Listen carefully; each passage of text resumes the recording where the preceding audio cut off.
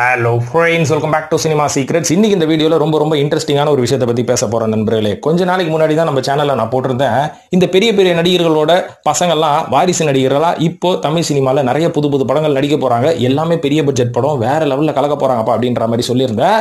ஆனால் இது எதுவுமே இப்போ இருக்கிற காலகட்டத்தில் நடக்காது போல. ஏன்னு பார்த்தீங்கன்னா, அந்த பசங்க கமிட் ஆன அத்தனை படங்களும் யாரோட வைத்தறிச்சல்னு தெரியல, எல்லாமே அந்த இடத்துல தூங்கிட்டு இருக்குதுப்பா. இன்னது அந்த இடத்துல தூங்குதா, வருமா வராது அப்படின்னு கேட்டீங்கன்னா எல்லாம் பாதியில் நிற்கிது. யாரோட வைத்தறிச்சலோ என்னமோ, எவன் விட்ட சாபமோ தெரியல, எல்லாமே அந்த இடத்துல நிற்கிது. இவங்கெல்லாம் நடிச்சு இந்த படம்லாம் ரிலீஸ் ஆகுமா அப்படின்றதே தெரியல. ஆனா நான் சொன்னது என்னமோ ஒரு 4-5 நடிகர்கள் தான். ஆனா லிஸ்ட் எடுத்து பார்த்தா தான் தெரியுது, ஏகப்பட்ட வாரிசு நடிகர்கள் இப்போ உள்ள வந்துட்டு இருக்காங்க. அவங்கலாம் யாரு, எதனால அவங்களோட படம் அந்த இடத்துல தூங்குது, என்னென்ன படத்துல கமிட் ஆயிருக்காங்க அப்படின்றத பத்தி தெள்ள தெளிவா இந்த வீடியோல பேச போறேன். அதுக்கப்புறம் தமிழ் சினிமாவோட நிலைமையையும் கிரகத்தையும் நீங்க புரிஞ்சுக்கோங்க நண்பர்களே. இதுக்கு மேல இன்ட்ரோடக்ஷன் தேவையில்ல. இப்போ வாங்க நேரா வீடியோல போவோம். இப்போ இந்த லிஸ்ட்ல முதலாவதா சொல்ல போற நடிகரின் பெயர் தான் அர்ஜுமன். அர்ஜுமனா யார் பவர் அப்படின்னு கேட்டீங்கன்னா, நம்ம சியான் விக்ரம் இருக்கார் பாத்தீங்களா, அவருக்கு ஒரு தங்கச்சி இருக்கிறாங்க. அவங்களோட பேர் தான் அனிதா. அந்த அனிதா அவர்களோட பையன் தான் அர்ஜுமன் அவர்கள். சோ விக்ரமோட குடும்பத்துல இருந்து ஏற்கனவே துருவ் வந்துட்டாரு. அவங்க அப்பாவும் ஒரு சில படங்கள் நடிச்சிட்டாரு. இப்ப அர்ஜுமனும் நடிக்க போறாரு. அர்ஜுமன் நடிக்க போற படத்தின் பேர் தான் பப்ஜி அப்படின்ற பேரு. ஏற்கனவே இந்த பேரை வச்ச ஒரு பையனை தூக்கி உள்ள போட்டாங்களே, நம்ம ஹீரோட நிலைமை என்ன அப்படின்லாம் கேட்காதீங்க.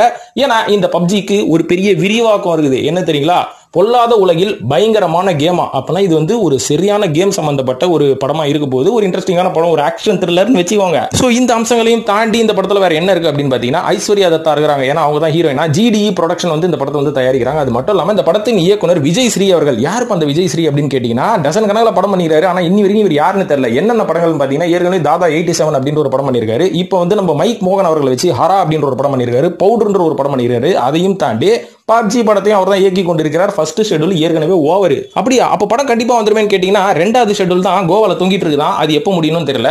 அர்ஜுமனை பத்தி ஸ்பெஷலா சொல்லணும்னு வைங்களேன், இவர் போதி தர்மர் மாதிரி அத்தனை கலைகளையும் தெரிஞ்சவர். அதாவது பைக் ஸ்டண்ட், டான்ஸ், அதுக்கப்புறம் ஃபைட்டிங் ஏற்கனவே சொல்லிட்டேன்னா, அதுக்கப்புறம் நடிப்பு, இது எல்லாத்துலயும் நல்ல தேர்ச்சி பெற்ற ஒரு மனிதரா. அதனால வெளில வந்தாதான் தெரியுது சியான் விக்ரம உரிச்சு வச்சுக்கிறாரா இல்ல உரிச்சு விட போறாரா அப்படின்ற மாதிரி.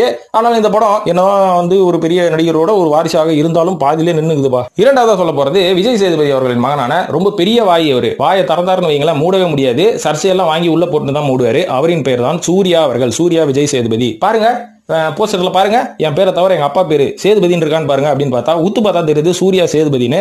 அப்ப சேதுபதின்றது யாரு, இந்தியன் படத்துல வந்த இந்தியன் தாத்தாவா, அவர் சேனாபதியில. ஓகே, ஏதோ ஒண்ணு பையன் வளர்ட்டான் விடுங்க. ஆனா இந்த பையனோட படம் என்ன, எங்க போகுது, என்ன நிலைமையில இருக்குது அப்படின்னு கேட்டீங்கன்னா, இதுவும் அந்தரத்தில் தொங்கிக் கொண்டுதான் இருக்கிறது. அதாவது ஒரு சில மாதங்களுக்கு முன்னாடி நம்ம அனலரசு இருக்கார் பாத்தீங்களா, ஸ்டண்ட்ல பண்ணி போர் அடிச்சு போய் தாவி போர் அடிச்சு போய் நம்மளும் எவ்வளவு நாள் தான் உயிருக்கு உத்தரவாதம் இல்லாத ஒரு வேலையை பார்த்துட்டு இருக்கிறது, நம்மளும் டேரக்டர் அவதாரம் எடுப்போம், இப்பெல்லாம் என்னென்னமோ எவனோ படம் எடுத்துட்டு இருக்கானே, நம்மளால எடுக்க முடியாது அப்படின்னு கான்பிடண்டா இறங்கின படத்தின் பேர் தான் பீனிக்ஸ். இந்த படம் ஒரு யங்ஸ்டர் பசங்களை கொண்ட ஒரு மாசான ஒரு ஆக்ஷன் படமா. இந்த படத்துல யாராவது ஒரு அடிமை சிக்கணுமே அப்படின்னு தேடிட்டு இருக்கும் போதுதான் விஜய் சேதுபதி அவரோட மகன் சிக்கனாரு. ஸோ சிக்கனோட தூக்கி உள்ள போட்டு பூஜையெல்லாம் போட்டாச்சு. ஆனா ஷூட்டிங் ஆரம்பிச்ச பாடல போல இருக்குது. ஏன்னா ஷூட்டிங் எங்க நடக்குது ஒண்ணுமே தெரியல, ஒரு அப்டேட்டும் கிடையாது. பூஜை போட்டதோட சரி அப்படின்னு நம்ம சொல்லலாம். ஸோ இது மட்டும் இல்லாம இந்த படத்துல இருக்கிற ஸ்பெஷாலிட்டி என்ன அப்படின்னு பாத்தீங்கன்னா, ஒண்ணுமே கிடையாது. விஜய் சேதுபதி அவர்களோட பையன் தான் ஏற்கனவே சைல்டு ஆர்டிஸ்டா சிந்து பாத்து மற்றும் 400 ரவுடி தான் நடிச்சவரு. இப்போ ஒரு பெரிய ஹீரோவா களம் இறங்குறாரு. அதனால இந்த படம் வருமா வராதுன்னு இப்போதைக்கு எனக்கு தெரியல, வந்தா பார்ப்போம். மூன்றாவதா இயக்குனர் முத்தையா அவர்களோட மகனான விஜய் முத்தையா இப்ப ஹீரோவா கிளம்பிறங்குறாரா. ஏண்டாடு என்னடா இப்படிலாம் போயிருக்கீங்க அப்படின்லாம் கேட்காதீங்க. எல்லாம் தமிழ் சினிமாவில் இதெல்லாம் நம்ம ஏத்துக்கிட்டு அக்செப்ட் பண்ணிக்கிட்டு தேட்டர்லயோ ஓட்டிலையோ போய் பார்த்து தான் ஆகணும் நண்பர்களே. நம்ம தலையெழுத்து அது மாதிரி மருது கொம்பன் விக்ரமனா விருமன் படத்தெல்லாம் இயக்குன நம்ம முத்தையா அவர்களோட பையனான விஜய் முத்தையா இப்போ முத்தையா அவர்களோட இயக்கத்தில் ஒரு படத்துல இறங்க போற. இந்த படத்தோட லீடு இவராக இருந்தாலும் இந்த படத்துல ஃபீமேல் லீடா பண்ண போறது பிரிகடா சகா அப்படின்றவங்க தான். இரவினியல் படத்தில் நடிச்சாங்க பார்த்தீங்களா. இவங்க 2 பேரையும் வச்சு மறுபடியும் ஒரு நேட்டிவிட்டியான ஒரு பயங்கரமான ஆக்ஷன் த்ரில்லர் படம் வரப்போதான். KKK சினிமாஸ் தான் ப்ரொடியூஸ் பண்றாங்களா இப்படின்னு பூஜை போட்டாங்க. ஆனா இன்னி வரைக்கும் இந்த படத்தை பத்தி அப்டேட் இல்ல. ஏன்னா முத்தையா அவர்கள் செய்த பழைய படங்களோட கெதி நிலைமை ரிசல்ட் அந்த மாதிரி. நான்காவதா காமெடி நடிகர் சாம்ஸ் இருக்காரு பாத்தீங்களா, அவரோட பையன் கூட ஹீரோ டெபியூ ஆக போறாரு அப்படின்ற மாதிரி சாம்ஸ் அவர்களை அவரோட ட்விட்டர் பக்கத்துல போட்டிருந்தாரு. அவரோட பையன் பேர் தான் யோகன். பாக்குறதுக்கு கொஞ்சம் சாம்ஸ் மாதிரி தான், இந்த காலத்து சாம்ஸ் மாதிரி இருக்கிறாரு. சாம்ஸ் அந்த காலத்து பழைய மூஞ்சியா இருப்பாரு. ஆனா யோகன் இந்த காலத்துல ஏற்ற மாதிரி நல்லா அழகா சப்பியா வெள்ளையா நல்ல உயரமா நல்லா தான் இருந்தாரு. 2021 வருஷம் இவர் கூத்துப்பற்றையில் நடிப்பு கத்துக்கிட்டு அப்புறம் போஃப்தால போய் பிலிம் மேக்கிங் கோர்ஸ் எல்லாம் முடிச்சதுக்கு அப்புறம் இயக்குனர் ராம் இருக்கார்ல, இவர்கிட்ட உதவி இயக்குனரா பணியாற்றியாரு. அப்ப சினிமா பத்தி ஒரு அளவுக்கு தெரிஞ்சிருக்கும். ஒரு நல்ல பேஸ்மெண்ட் தான். ஆனா அதுக்கப்புறம் அது டேக் ஆஃப் ஆகணும்ல, இன்னும் டேக் ஆஃப் ஆகல. 3 வருஷம் ஆகுது. அவர் ஏதோ ஒரு படத்துல ஹீரோ ஆக போறா அப்படின்ற மாதிரி களம் இறங்கினாரு. இன்னி வரைக்கும் அந்த படத்தோட அப்டேட் தெரியல. திருப்பியும் அசிஸ்டன்ட் டைரக்டராகவே கண்டினியூ பண்ணி இயக்குனர் ஆவாரானும் தெரியல. சாம்ஸ் அவர்களே, இந்த வீடியோ பாத்தீங்கன்னா அதுக்கான ரிப்ளை கமெண்ட்ல நீங்களே போடுங்க. ஐந்தாவதா இயக்குனர் தங்கர் பச்சான் அவர்களோட மகனான விஜித் பச்சான வந்து ஹீரோவா கிளம்புறங்க போறாராம். எப்படிப்பா இது, எப்படிப்பா இதெல்லாம் தமிழ் சினிமா நடக்குதுன்னா, இதெல்லாம் தமிழ் சினிமாவில் மட்டும் தான் நடக்கும், வேற எங்கேயும் நடக்காது. ஆந்திராவில் நடக்கும், அதுக்கப்புறம் இங்க நடந்துட்டு இருக்குது. அவரோட பேர் வந்து விஜித் பச்சான். இந்த வருஷம் 2024 சிவபிரகாஷ் அப்படின்ற ஒரு இயக்குனர் வந்து பேரன்பம் பெருங்கோவமோ அப்படின்ற மாதிரி ஒரு படம் வந்து எடுக்க போறாராம். டைட்டில் வேற லெவல் இல்ல, பேரன்பம் பெருங்கோவமா. அப்புறம் பயங்கரமான கோவத்தை எதிர்பார்க்கலாம் பொழுது. ஆனா குழந்தை மூஞ்சி மாதிரி இருக்கிற விஜித் பச்சான் அவர்கள் சரி எப்படி இருக்க போகுதுன்னு தெரியல. சரி, இந்த சிவபிரகாஷ் யார் அப்படின்னு பாத்தீங்கன்னா பாலு மகேந்திரா பிலிம் ஸ்கூல்ல வந்து இயக்கத்தை படிச்சுட்டு அதுக்கப்புறம் வந்துருக்காரு. சரி, விஜித் பச்சான் யாருன்னு பாத்தீங்கன்னா ஒரு தியேட்டர் ஆர்டிஸ்ட். வழக்கம் போல எல்லா தியேட்டர் ஆர்டிஸ்டையும் சினிமாவில் கொண்டு வராங்க, நல்ல விஷயம் தான். ஆனா சினிமாவில் நடிக்கிறதுக்காகவே தேட்டருக்குள்ள நுழைக்கிறது தான் தப்பான விஷயம். ஏன்னா தேட்டர்ன்றது ஒரு அற்புதமான ஒரு கலை கூடம் அப்படின்னு சொல்லலாம். சினிமாவில் நடிக்கிறதுக்காக நான் தேட்டரில் போய் நடிப்பு கத்துக்கிறேன் அப்படின்றது பெரிய முட்டாள்தனம் அப்படின்னு நான் சொல்லுவேன். தேட்டரில் போய் கத்துக்கிறது பதிலாக ஒரு ட்ரெயின்ட் ஆர்டிஸ்டா மாறுங்க அப்படின்றது தான் என்னோட ஒரு சின்ன வேண்டுகோள். இப்போ அடுத்ததா 6வதா சொல்ல போறது, இவருக்கே வயசாயிடம் போல இருக்குப்பா, இவரும் ரொம்ப நாள ஹீரோ ஆவரன்னு சொல்லிட்டு இருக்காரு. அவர் யாருன்னு பாத்தீங்கன்னா அதர்வா அவர்களின் தம்பியான ஆகாஷ் முரளி அவர்கள். இவர் வந்து விஷ்ணுவர்தன் அவர்களோட இயக்கத்துல அதித்தி சங்கரோட ஜோடியில, அதித்தி சங்கருக்கு இவரு தான் ஜோடி, அவருக்கு வந்து அதித்தி சங்கர் ஜோடி இல்ல. சோ இந்த மாதிரி ஒரு படத்தை ஒரு சில வருடங்களுக்கு முன்னாடி ஆரம்பிச்சாங்க. இதுக்கு ப்ரொடியூசர் யார் தெரியுமா? XB ஃபிலிம் கிரியேட்டர், அதாவது ஜேவியர் பிரிட்டோ மாஸ்டர் எடுத்தாரு. தளபதி விஜய் அவர்களோட சொந்தக்கார மாமாவா யாரோ அவரு. ஸோ அவரு தான் வந்து இப்போ ஆகாஷ் முரளியோட மாமனாராம். ஏன்னா அவரோட பொண்ணான ஸ்னேகாவை தான் ஆகாஷ் முரளி கல்யாணம் பண்ணிக்கிறாரு. அதனால என் மருமகனை நான் அப்படியே விட்டுற முடியுமா, நானே தயாரிச்சு அடுத்த தளபதியா உருவாக்குறேன் பாரு. ஏன்னா தளபதி அப்படின்ற ஒரு இடத்துக்கு ஒரு வெற்றிடம் சமீபத்தில் வந்துருக்குது. அது மறுபடியும் 2027 அப்புறம் தளபதி படம் நடிக்க ஆரம்பிச்சிருவாரு. அதனால நீங்க எதுவும் டென்ஷன் ஆகாதீங்க. நாங்க அதுக்கெல்லாம் டென்ஷன் ஆகல, நீ தளபதி பத்தி பேசுறது தான் எங்களுக்கு டென்ஷனா இருக்கு அப்படின்னு பாத்தீங்கன்னா, மார்க் மை வேர்ட்ஸ் நண்பர்களே, 2027 மறுபடியும் தளபதி விஜய் அவர்கள் படம் நடிக்க ஆரம்பிச்சிருவாரு. அப்படி நடந்துருச்சுன்னா நீங்க வந்து என்ன வேணாலும் நினைச்சுக்கோங்க. நடக்கலன்னா நான் என் சேனலே க்ளோஸ் பண்ணிடுறேன். சேலஞ்சா ஓப்பன் சேலஞ்ச் உங்களுக்கு எனக்கும். சரி, ஓகே, ஆகாஷ் முரளி விஷயத்துக்கு வருவேன். சரி, ஓகே, விஷ்ணுவர்தன் அவர்கள் தான் இந்த படத்தை இயக்குறாரு. சோ இவ்வளவு பேர் எல்லாம் நடிக்கிறாங்க அப்படின்ற மாதிரிலாம் விஷயம் வந்தது. ஆனா 2021 அந்த விஷயத்தை ஊத்தி மூடியாச்சு. ஆகாஷ் முரளி என்ன பண்றாருன்னு தெரியல, இவர் என்ன பண்றாருன்னு தெரியல. அதுக்கு நடுவில் நம்ம விஷ்ணுவர்தன் புல்லு அப்படின்ற மாதிரி கரண் ஜோஹர் அவர்களோட ப்ரொடக்ஷன்ல ஒரு படத்தை இயக்க போயிட்டாரு. இந்த படத்தை பத்தி அப்டேட்டே தெரியல. இதுவும் அந்த இடத்துல தொங்குது. 7வதா ஜேசன் சஞ்சய். இவர் மட்டும் தாங்க ரொம்ப ரொம்ப வீராப்பா, நான் இயக்கம் மட்டும் தான் பண்ணுவேன், ஏன்னா எனக்கு நடிப்பே வராது, அதனால நான் சேஃப்டியை இயக்கத்தில் போயிடுறேன், எங்க அப்பா மட்டுமே நடிச்சு எல்லாரையும் என்டர்டெயின் பண்ணட்டும் அப்படின்ற மாதிரி கரெக்டா ஒரு பாதையை சூஸ் பண்ணாரு. நல்ல விஷயம் தான், இயக்கட்டும். ஆனா இயக்கும் போது அப்பாவோட பர்மிஷன் வேணும் இல்லையா? அப்பாவோட பர்மிஷன் இல்லாம இயக்கலாமா அப்படின்றது எல்லா பிள்ளைங்களுக்கும் தெரியணும். ஆனா இந்த புள்ள அதை பெருசா யோசிக்கல. ஏன்னா விஜய் அவர்களுக்கு விருப்பம் இல்லையா இவர் வந்து இயக்குனரா இந்த காலகட்டத்தில் மாறுறதுக்கு. அதனால ஆரம்பத்தில் விஜய் என்னென்னமோ சொல்லி பார்த்திருக்காரு. புள்ள பேச்சை கேட்கல.